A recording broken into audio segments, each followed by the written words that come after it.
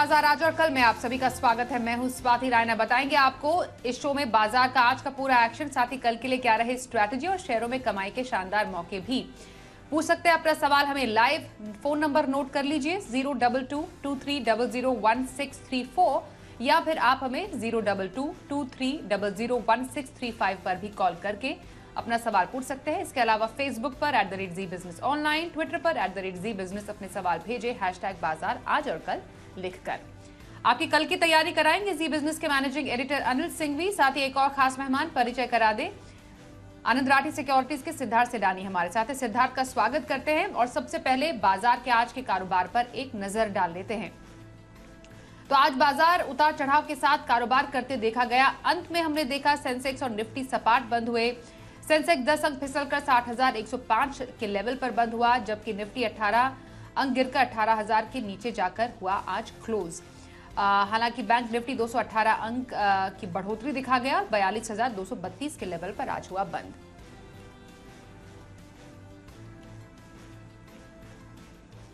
तो आखिर बाजार में बढ़त क्यों नहीं देखने को मिल रही है, समझते हैं जी बिजनेस के मैनेजिंग एडिटर अनिल सिंघवी से। इस हफ्ते बाजार में दिख रहा है बेहद इंटरेस्टिंग एक्शन। सोमवार को शानदार तेजी, कल कमजोरी वाला सेशन, पूरी बढ़त गंवाई और आज पूरे दिन भर मिला जुला एक्शन और सीमित दायरे में ट्रेड करने के बाद एकदम शांत क्लोजिंग निफ्टी की 17,900 के आसपास और सेंसेक्स भी महज 10 पॉइंट नीचे कमजोर बंद होता हुआ दिखा।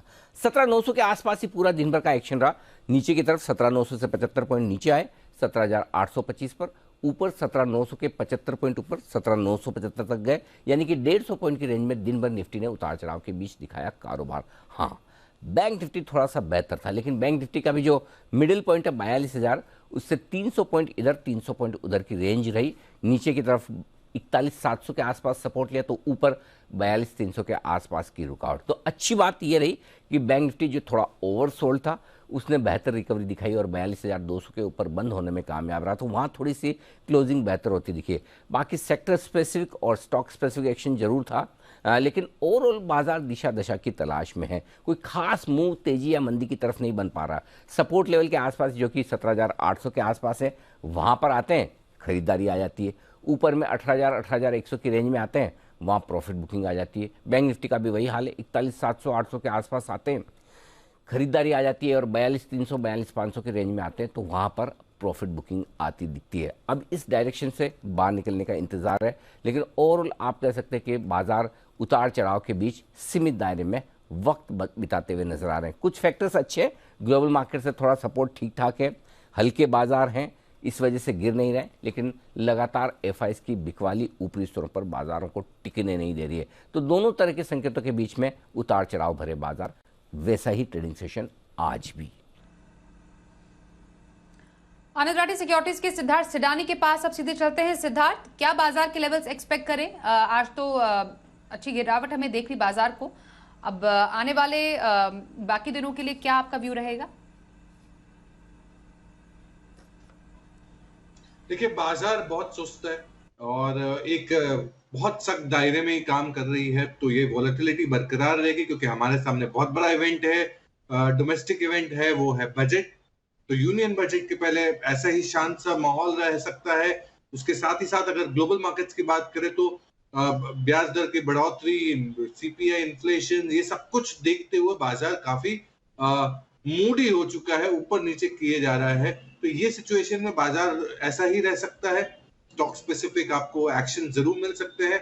सबसे बड़ी चीज स्टॉक स्पेसिफिक एक्शन में नतीजों का मौसम चालू हो गया है, आईटी के नतीजे चालू हो गए हैं, तो नतीजों के लिहाज से आप स्टॉक स्पेसिफिक रहे, यही बाजार का रुख रहेगा। रेंज में बाजार ट्रेड करेगा। ओके सिद्धार्थ, अब जानेंगे आपसे मीडियम टर्म के नजरिए के लिए 1 से 2 महीनों का अगर व्यू हो तो पोजिशनल व्यू कौन से स्टॉक में रखने की सलाह रहेगी और लंबी अवधि के लिए कौन सा स्टॉक आपके पसंद है? बिल्कुल स्वाति, अगर मैं मीडियम टर्म पर्सपेक्टिव से बात करूं, 1 से 2 महीने का नजरिए की बात करूं, तो अल्कोहलिक बेवरेजेस वाली कंपनी रेडिको खैतान मुझे काफी पसंद है। अभी जो क्लोजिंग आया था वो 1070 के करीब आया था। स्टॉप लॉस आपको रखना है 999 का और टारगेट आपको रखना है 1157 1157 का। Radico Khaitan IMFL Indian made foreign liquor में काफी बेहतरीन और अव्वल नंबर की कंपनी। ब्रांड एक से है क्या है, Rampur 8 PM magic moments. First half जो है वो प्रेस्टीज एंड अबव कैटेगरी, जिसे प्रीमियम कैटेगरी कहा जाता है, उसमें उन्होंने 24% वाई ग्रोथ रजिस्टर किया।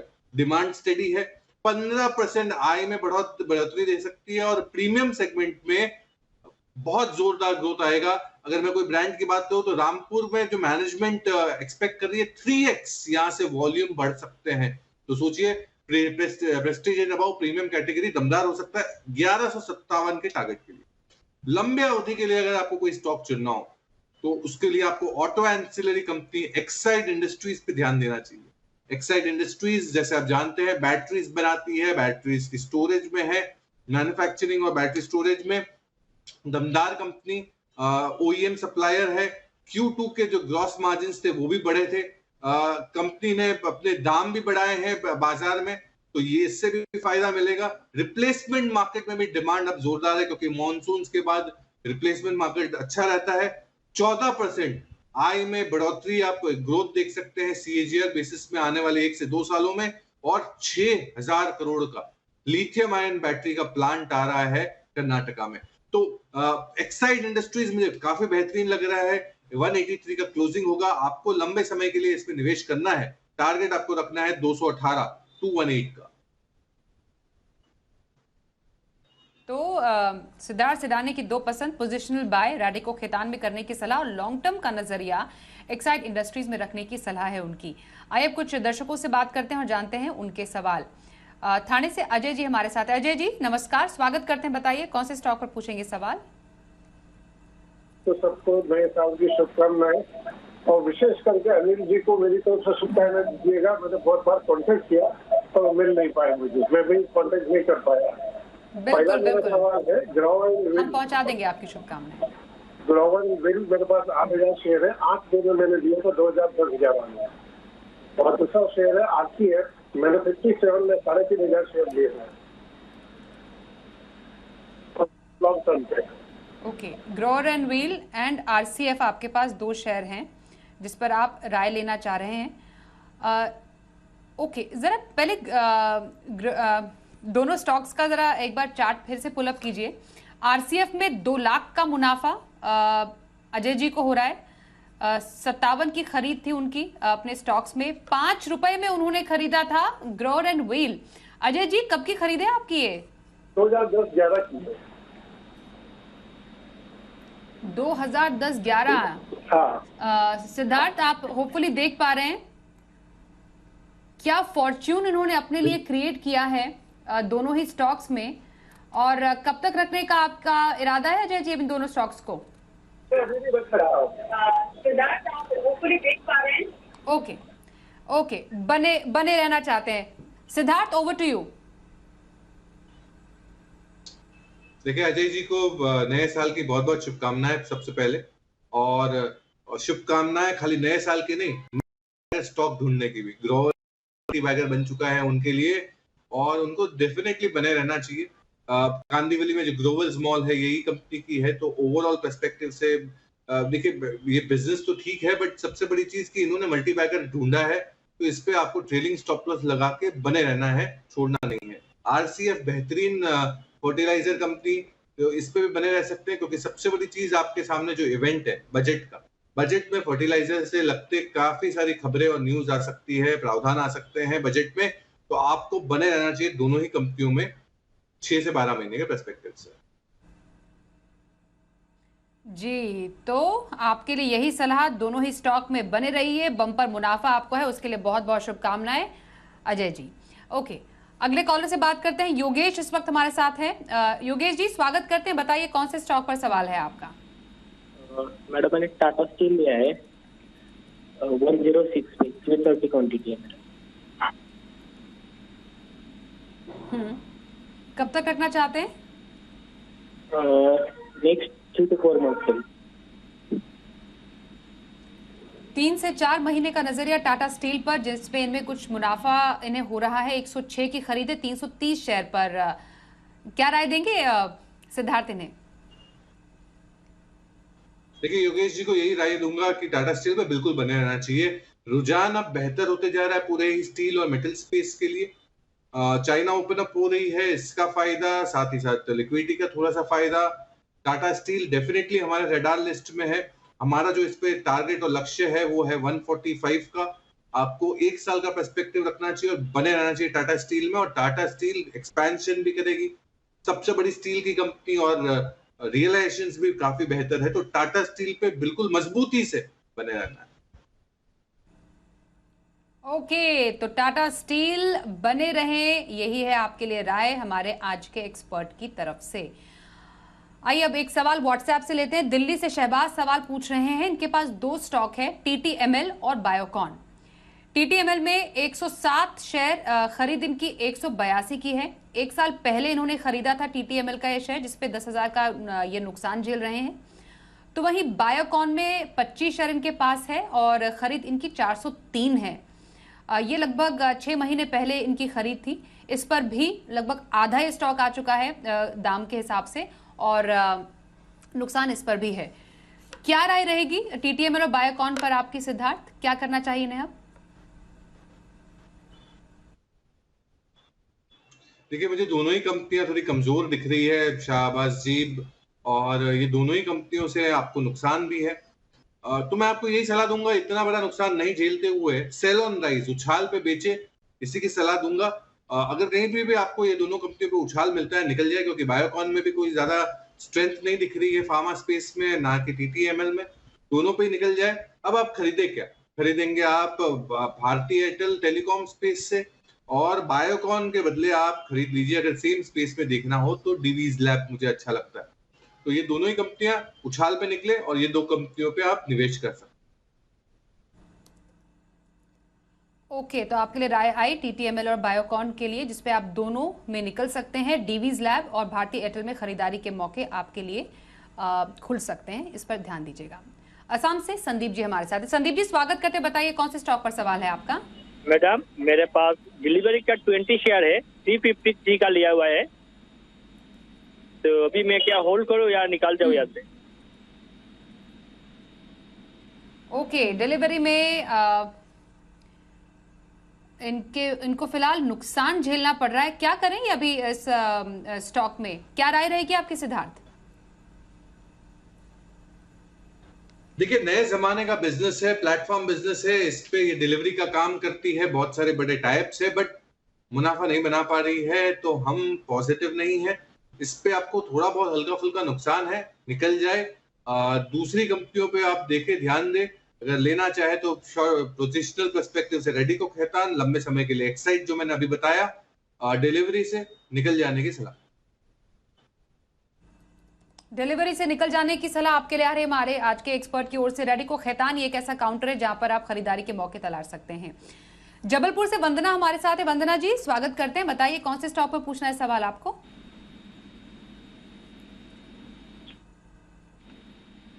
जी वंदना जी, सुन पा रही हैं? जी जी, हेलो। पूछिए सवाल। नाथ बायो पर पूछना था मुझे। पूछिए सवाल। नाथ बायो जेंट्स का मेरे पास 500 शेयर है, 445 के रेट पर। Okay, hello. 500 शेयर 445 के रेट पर, कब तक होल्ड करना चाह रही हैं? मैम, काफी टाइम हो गया। जिस दिन अनिल सर ने बताया था टीवी पर, उसी दिन मैंने परचेस किया। उस दिन के बाद से वो डाउन होते होते होते अब तो बहुत ही नीचे चला गया। अभी क्या करूं? ओके, 1,42,000 का नुकसान है। आपकी खरीद से काफी नीचे नाथ बायोसाइंस का इस वक्त भाव चल रहा है। सिद्धार्थ, क्या राय देंगे? नुकसान तो बहुत है ने? देखिए स्वाति, नुकसान है और उन्होंने काफी समय भी दिया है ये स्टॉक पे, वंदना जी ने। तो मैं अभी भी यही कहूंगा, देखिए केमिकल स्पेस में सबसे बड़ी चीज है कि मार्जिन मिसेस आ रहे हैं। तो मार्जिन मिस के कारण ये स्टॉक और दूसरे भी केमिकल कंपनियां गिरी है, टूटी है। आपको थोड़ा सा और समय देना चाहिए, थोड़ा और समय दे। मैं मानता हूँ कि 3-6 महीने का समय दे, रिवाइवल हो जाएगा। और सबसे बड़ी चीज, कच्चा तेल नीचे आया है, तो कच्चा तेल नीचे आने के बावजूद इनके क्रूड डेरिवेटिव्स में थोड़ा बहुत फायदा हो सकता है और मार्जिन भी बेहतर हो सकता है। तो मैं यही कहूंगा कि कुछ 1-2 क्वार्टर के लिए आपको बने रहना चाहिए ये स्टॉक। ओके, 1-आध क्वार्टर के लिए इंतजार कर सकती हैं आप वंदना, नाथ बायो में, इसका ध्यान रखिए। ओके, अगले सवाल की तरफ चलते हैं। कुशल है हमारे साथ, उनसे जानते हैं उनका सवाल सूरत से। कुशल जी, स्वागत करते हैं, बताइए क्या सवाल है आपका। Good evening Swati ma'am. Madam, मेरा सवाल है जेट एयरवेज पे। मेरे पास 120 शेयर थे 105 रुपए के भाव से, तो अभी क्या करूं? मतलब वो कुछ चालू हो ऐसा लग रहा है कि फिर निकल जाऊं? ओके, जेट एयरवेज क्या संभावनाएं लग रही हैं आपको सिद्धार्थ? देखिए, चालू होने की संभावना तो अभी it is everybody's guess, but the point is ये पूरा ही सेगमेंट कभी प्रॉफिट नहीं कमाया है, तो मैं तो यही कहूंगा निकल जाने की सलाह है। आप ट्रेडिंग पर्सपेक्टिव देख रहे हैं तो दूसरे और भी विकल्प हाजिर है ट्रेडिंग में। मेटल्स आप देख सकते हैं, टाटा स्टील देख सकते हैं, पोजिशनली रेडिको खैतान देख लीजिए, तो इससे निकल जाने की सलाह। ओके, तो जेट एयरवेज से निकलने की सलाह आपके लिए आ रही है हमारे आज के एक्सपर्ट सिद्धार्थ सिडानी की ओर से। आइए अब आगे बढ़ते हैं, अगले कॉलर के पास चलते हैं। दिल्ली से हितेश हमारे साथ। हितेश जी नमस्कार, बताइए कौन से स्टॉक पर सवाल है आपका? मेरे पास है एरोज इंटरनेशनल, 20,000 शेयर है। कब तक होल्ड करना चाहेंगे? आप बताइए कब तक होल्ड कर सकते हैं? कितने आपके पास, क्वांटिटी कितनी है? मेरे 20,000 है क्वांटिटी मेरे पास। और खरीद? 37 रुपीज। ओके, 37 पे इनकी खरीद, ऊंची खरीद, 20,000 शेयर, क्वांटिटी काफी ज्यादा है सिद्धार्थ। 1,98,000 का नुकसान झेल रहे हैं एरोस इंटरनेशनल। कुछ स्कोप नजर आ रहा है इनके लिए? देखिए, मैं तो ये कहूंगा हितेश जी के उछाल पे निकल जाए। मुझे ज्यादा कोई स्कोप नहीं नजर आ रहा है, ना कोई ऐसी पॉजिटिविटी दिख रही है कंपनी में। सिंस आपका नुकसान काफी बड़ा है तो आपको कुछ महीनों के लिए होल्ड रखना चाहिए। थोड़ा सा भी उछाल दिखे, बाजार में थोड़ी मजबूती आए तो उछाल जरूर दिखेगा और उछाल पे आप निकल जाए, यही सलाह है। यही सेम स्पेस में आप एंटरटेनमेंट स्पेस में जी एंटरटेनमेंट पे ध्यान दे सकते हैं। तो अब नया स्ट्रक्चर में है कंपनी और बहुत बेहतरीन कर रही है, तो जी एंटरटेनमेंट पे आप ध्यान दे सकते हैं। एरोस इंटरनेशनल निकले, जी एंटरटेनमेंट एक ऐसा काउंटर है जहां पर आप खरीदारी के मौके तलाश सकते हैं। राजस्थान से सुभाष हमारे साथ है। सुभाष जी नमस्कार, बताइए कौन से स्टॉक पर सवाल पूछेंगे? मेरा सवाल है बैंक ऑफ बड़ौदा पे। मैंने 186 पे लिया हुआ है, एवरेज प्राइस है, 200 शेयर है मेरे पास। तो मैं उसको तो मैं उसको 4-5 महीना 6 महीना जब तक वो हाइक दे सकता रखना चाहता हूँ, तो मैं आपके ओपिनियन जानना चाहता हूँ। ओके सिद्धार्थ, 5 से 6 महीने का नजरिया अगर बैंक ऑफ बड़ौदा पे रखें, नुकसान की भरपाई कर पाएंगे? जी बिल्कुल कर सकते हैं। मुझे लगता है कि बैंक ऑफ बड़ौदा काफी अच्छा है। इन पीएसयू सेगमेंट में आप बने रहिए, पर इस सेगमेंट में सबसे बेहतरीन कंपनी तो आप जानते ही हैं, देश की तिजोरी, वो है SBI, state bank of India. तो बैंक ऑफ बड़ौदा तो बने रह सकते हैं, साथ ही साथ और एक विकल्प अगर ढूंढते हो तो एसबीआई बहुत अच्छा विकल्प है, जो आप पोजिशनली या लंबे समय के लिए, दोनों के लिए बाय कर सकते हैं। बिल्कुल, तो बैंक ऑफ बड़ौदा बने रहे, एसबीआई में भी खरीदारी आप कर सकते हैं पोजिशनल या लॉन्ग टर्म के लिए। राय आपके लिए आ रही है सिद्धार्थ सिडानी की। उत्तर प्रदेश से विकास हमारे साथ है। विकास जी बताइए, स्वागत करते हैं, कौन से स्टॉक पर पूछेंगे सवाल? मैम नमस्कार। नमस्कार। पूना वाला फिनकॉर्प, 1,000 शेयर हैं, 307 रुपए की बाइंग है। ओके, कब तक रख सकते हैं? लॉन्ग टर्म होल्ड कर सकता हूँ मैम। लॉन्ग टर्म का नजरिया पूना वाला फिनकॉर्प पर 1000 शेयर है, 307 की खरीद, नुकसान 11,000 का लगभग है इनके पास। अभी क्या करें सोना वाला फिनकॉर्प में? विकास जी, आपको बिल्कुल घबराना नहीं है, अच्छी कंपनी है। हमारा जो इस पे लॉन्ग टर्म टारगेट है 1 साल के पर्सपेक्टिव से, वो 396 है, 396 आपको बने रहना चाहिए। एनबीएफसी स्पेस में ये कंपनी अच्छा कर रही है परफॉर्म, आने वाले समय में भी अच्छा करेगी। पूना वाला फिनकॉर्प बिल्कुल होल्ड रखें। कल के बाजार पर क्या रहे खास स्ट्रैटेजी और बाजार के लिए अहम संकेत, समझते हैं अब अनिल जी से। कल है वायदा कारोबार की, हफ्ते की एक्सपायरी और एक्सपायरी के दिन हमें संकेत दोनों ही मिलेंगे, ग्लोबल भी लोकल भी। हमारे बाजारों के बंद होने के वक्त डाउ फ्यूचर्स लगभग 60 पॉइंट ऊपर हैं, तो नेस्डेक फ्यूचर्स लगभग 20-25 पॉइंट ऊपर। देखते हैं अमेरिकी बाजार किस तरह का एक्शन दिखाते हैं और कल सुबह डाउ फ्यूचर्स कैसे दिखते हैं। वैसे अमेरिका में अब कल जो आने वाले हैं महंगाई के आंकड़े, उससे पहले आज का ट्रेडिंग सेशन इंपॉर्टेंट होगा, लेकिन असली एक्शन तो कल रात को अमेरिका में होगा और उसका असर शुक्रवार सुबह भारतीय बाजारों में दिखेगा। लेकिन ओवरऑल जो संकेत है उनके दम पर अगर आप देखें हमारे अपने संकेतों में किस तरह की बिकवाली का दबाव एफआईज का है, क्या आज भी एफआईज ने जमकर बेचा, क्योंकि आज वॉलेटिलिटी काफ़ी थी, तो एफआईज के आंकड़े देखना बेहद इंटरेस्टिंग होगा।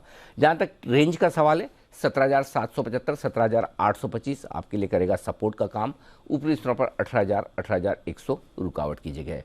बैंक निफ्टी 41,700 41,800 है सपोर्ट के तौर पर, 42,500 42,700 ऊपर की तरफ रुकावट के तौर पर। इन संकेतों के बीच में उतार चढ़ाव वाला एक्शन होगा। कल फिर से आपको नतीजों के लिहाज से एक्शन थोड़ा बढ़ता नजर आएगा। आईटी दिग्गजों के नतीजे आना शुरू होंगे, तो आईटी सेक्टर पर आपको विशेष नज़र रखनी है और साथ ही बैंक्स पर कमजोरी या मजबूती की लीडरशिप इन दोनों ही सेक्टर से आने की आप उम्मीद कर सकते हैं।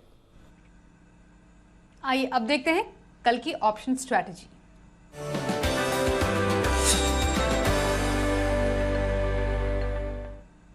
हमारे साथ है मोतीलाल ओसवाल के चंदन तापड़िया। चंदन जी, बहुत स्वागत करते हैं शो में। कल ऑप्शन के जरिए कहां पर स्ट्रैटेजी बनाई जा सकती है? जी नमस्कार। देखिए बाजार में एक उठापटक बनी हुई है, बट कहीं न कहीं एक दायरे में मार्केट फंसा हुआ है। निफ्टी नीचे में 17,777 तो ऊपर में 18,250 के दायरे में है। अच्छी बात यहाँ पे यह है कि नीचे के सपोर्ट से यहाँ पे खरीदारी आ रही है और सेलेक्टिव स्टॉक्स यहाँ पे परफॉर्म कर रहे हैं, तो सावधानी से ट्रेड करना पड़ेगा जब तक ये दायरा डिसाइसिवली किसी तरफ पार नहीं कर पाता है। 17,777 जब तक तोड़ता है बुल्स को उम्मीद है, बट ये तोड़ता है तो कंसर्न रहेंगे, बट ऊपर में 18,018 निकालना जरूरी होगा। अब दो ट्रेडिंग आइडियाज की बात करें हम यहाँ पे ऑप्शन में, तो दो स्टॉक्स है जो बाजार को आउट परफॉर्म कर रहे हैं और स्ट्रेंथ बनी हुई है। पहला है इसमें इंडिगो। इस स्टॉक ने लगभग 45-47 दिन का कंसोलिडेशन ब्रेकआउट दिया है और जिस हिसाब से प्राइस की चाल बनी है मौजूदा लेवल से 3 से 5% का रनअप स्टॉक में आना चाहिए, तो 2140 की कॉल लेने की सलाह रहेगी। 40 से 44 के बीच में कॉल ले, 28 रुपए का सपोर्ट रहेगा, ऊपर में 65 के टारगेट रहेंगे। दूसरा ट्रेड रहेगा मेटल स्पेस से। मेटल इस बाजार में एक मजबूती बनाए हुए है, स्ट्रेंथ यहाँ पे इंटेक्ट है और कहने के ऐसा लग रहा है कि मेटल की रैली कंटिन्यू रहेगी, जो पिछले साल थी वो आगे बरकरार रहनी चाहिए। तो मेटल में हिंडाल्को में अच्छा लग रहा है, कंसोलिडेशन ब्रेकआउट है, मेजर ट्रेंड पॉजिटिव है, हायर टॉप हायर बॉटम के सीक्वेंस बन रहे हैं, तो यहाँ पे 505-510 तक के स्विंग बन सकते हैं। इसके लिए 490 की कॉल लेने की सलाह रहेगी। 12 रुपए के आसपास चल रही है, 8 रुपए का सपोर्ट रखे, ऊपर में लगभग 18 से 20 रुपए का टारगेट ये कॉल जा सकती है। धन्यवाद करेंगे चंदन जी कल के ऑप्शन स्ट्रैटेजी के लिए आपका। सिद्धार्थ, लगभग 1 से 2 दिन का अगर किसी का नजरिया हो तो कौन से स्टॉक में खरीदारी की पसंद रहेगी आपकी? देखिए इसमें मुझे कैपिटल गुड स्पेस की कंपनी क्यूमेंस इंडिया बहुत अच्छी लग रही है 1 से 2 दिनों के नजरिए से। आज का जो क्लोजिंग है वो 1451 का है। स्टॉप लॉस आपको रखना है 1420 का, 1420 का, और टारगेट आपको रखना है 1510 का। बजट से तो अच्छी उम्मीद है ही है, साथ ही साथ ये बिजनेस भी अच्छा है, तो क्यूमेंस टेक्निकली हमें लगता है 1510 के टारगेट के लिए खरीदारी की जा सकती है 1 से 2 दिनों के नजरिए में। जी धन्यवाद करेंगे सिद्धार्थ आपका आज के शो में शामिल होने के लिए। बाजार आज और कल में बस इतना ही।